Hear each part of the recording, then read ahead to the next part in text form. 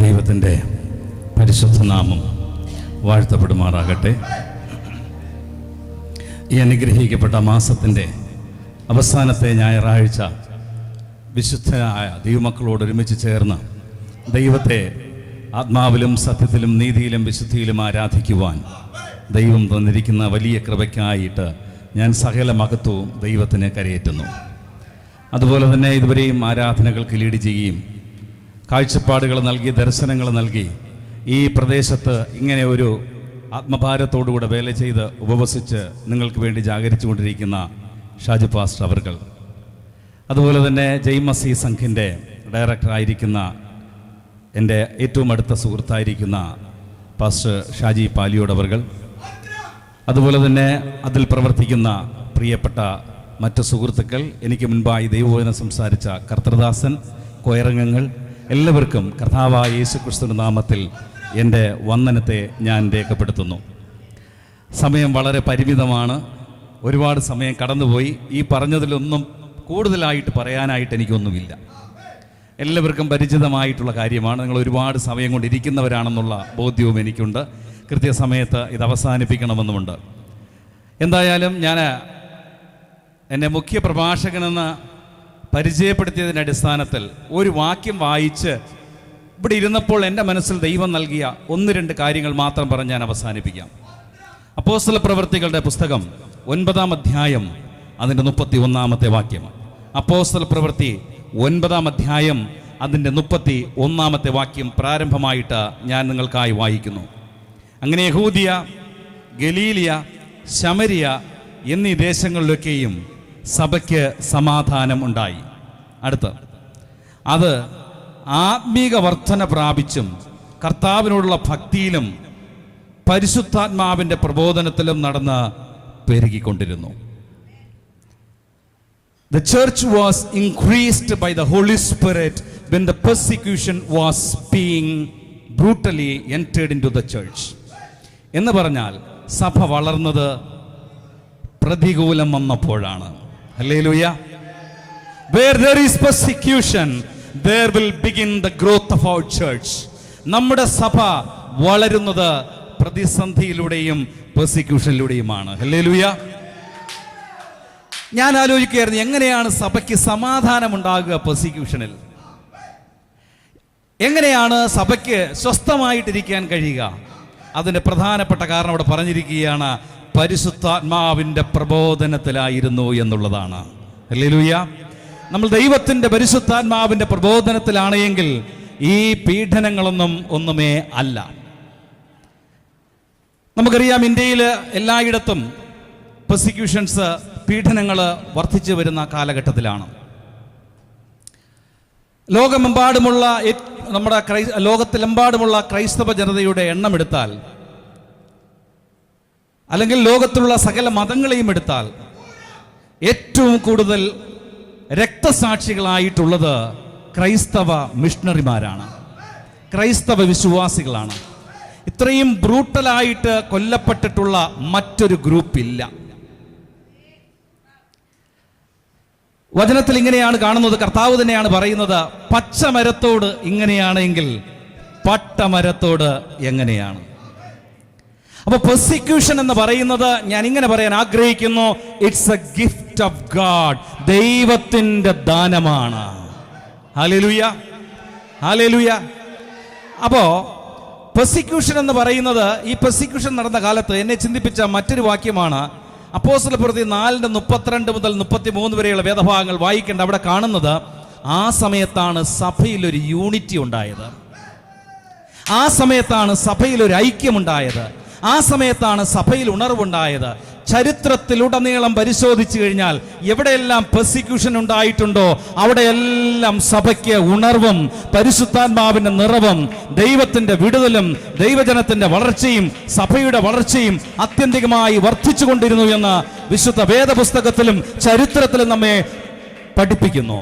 കാരണമെന്ന് പറയുന്നത് ഞാൻ ഇങ്ങനെ പറഞ്ഞ് അവസാനിപ്പിക്കുവാൻ ആഗ്രഹിക്കുന്നു. ഇതെന്ന് പറയുന്നത് നമുക്കറിയാം, ശിഷ്യന്മാരെ സംബന്ധിച്ചിടത്തോളം യേശുവിനോടൊപ്പം കൂടെ നടന്നു, യേശുവിനോടൊപ്പം ഭക്ഷിച്ചു, യേശുവിനോടൊപ്പം പാനം ചെയ്തു, യേശുവിനോടൊപ്പം ഉറങ്ങി. എന്നിരുന്നാലും യേശുവിന്റെ ക്രൂശമരണത്തിന് ശേഷം അവരെല്ലാം ഓടി മറ്റൊരു ഭാഗത്ത് ഒളിച്ചിരുന്നു. എന്നാൽ 3-ാം നാൾ കഴിഞ്ഞ് മറ്റൊരു ദിവസത്തിലേക്ക് കടന്നപ്പോൾ they all experienced the power of resurrection in their life. അവരുടെ ജീവിതത്തിൽ ദൈവത്തിന്റെ ആ ഉയർപ്പിന്റെ ശക്തി അവർ മനസ്സിലാക്കി കഴിഞ്ഞപ്പോൾ ഈ പീഡനങ്ങൾ ഒന്നുമേ അല്ല. യേശുവിനെ വെട്ടുവാനായിട്ട് വന്ന മൽക്കോസിന്റെ ചെവി എടുത്തിട്ട് സൗഖ്യപ്പെടുത്തിയിട്ട് പറഞ്ഞു, പത്രോസെ വാളുറയിലിടുക. പിന്നീട് കണ്ടത് പത്രോസിന്റെ ഒരൊറ്റ പ്രസംഗത്തിൽ 3000 പേർ രക്ഷിക്കപ്പെട്ടു. തന്റെ തല വെട്ടിക്കൊള്ളുവാൻ നീട്ടിക്കൊടുക്കുകയുണ്ടായി. അതാണ് ക്രിസ്തീയ സഭയുടെ ചരിത്രത്തിന്റെ ഫണ്ടമെന്റലായ ട്രൂത്ത് എന്ന് പറയുന്നത്. അതുകൊണ്ട് ഇത്തരത്തിലുള്ള വർഗീയ ശക്തികളുടെ ഈ ഊടായ്പ പരിപാടികളൊന്നും പേടിപ്പിച്ച് ഞങ്ങളെ പേടിപ്പിക്കാൻ നോക്കണ്ട. നമ്മൾ രക്തം എടുത്തു വന്നവരല്ല, രക്തം ചിന്തി മുന്നോട്ട് പോകുന്നവരാ. മനുഷ്യന്റെ ഏതെങ്കിലും ആജ്ഞാനുവർത്തികളായിട്ട് ജീവിക്കുന്നവരല്ല.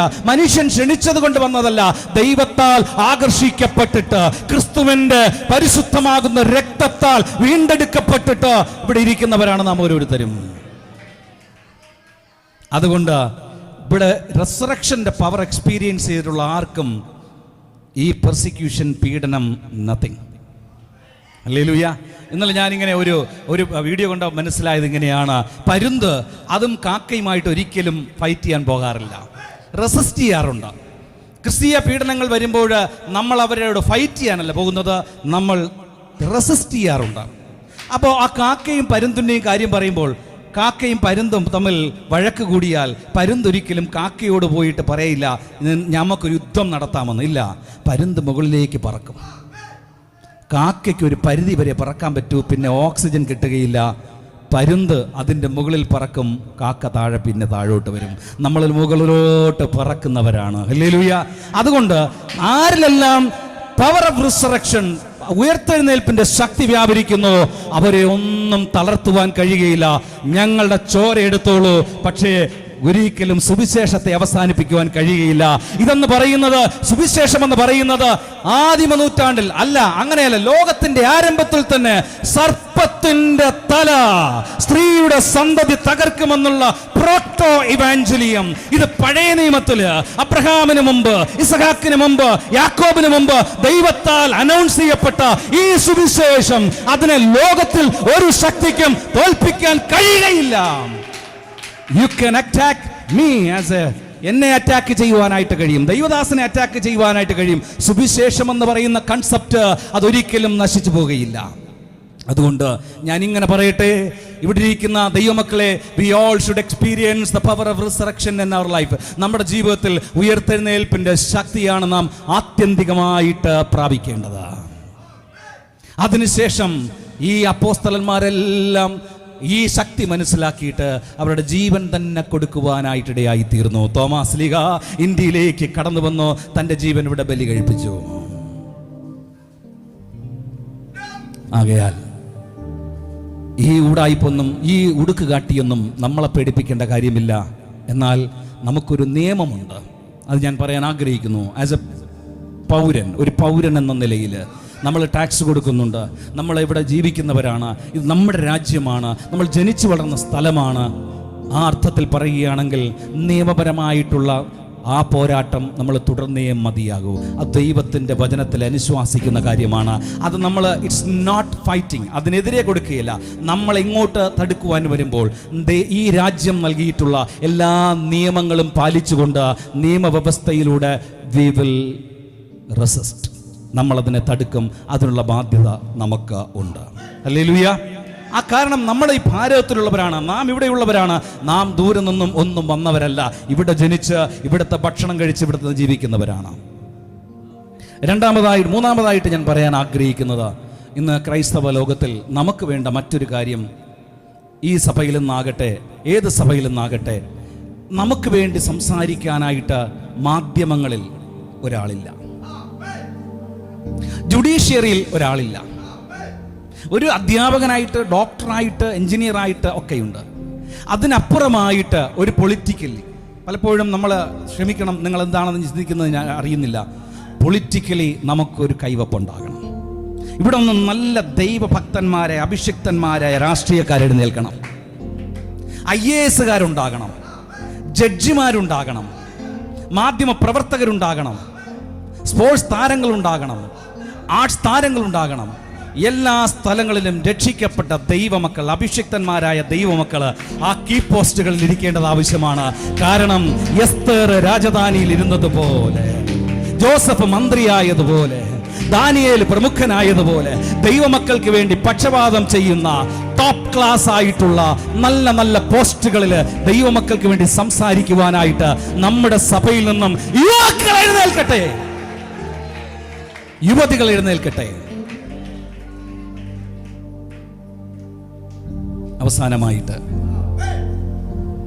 ഏറ്റവും അവസാനമായിട്ട് സഭയുടെ ഉത്തരവാദിത്വം എന്താണ്? നമ്മൾ ആരാധനയ്ക്ക് കൂടി വരുന്നതിന് പല ഉദ്ദേശമുണ്ട്. ഒന്ന്, ദൈവത്തെ ആരാധിക്കുവാനും പ്രാർത്ഥിക്കുവാനും. ദൈവത്തെ ആരാധിക്കുവാനും പ്രാർത്ഥിക്കുവാനും.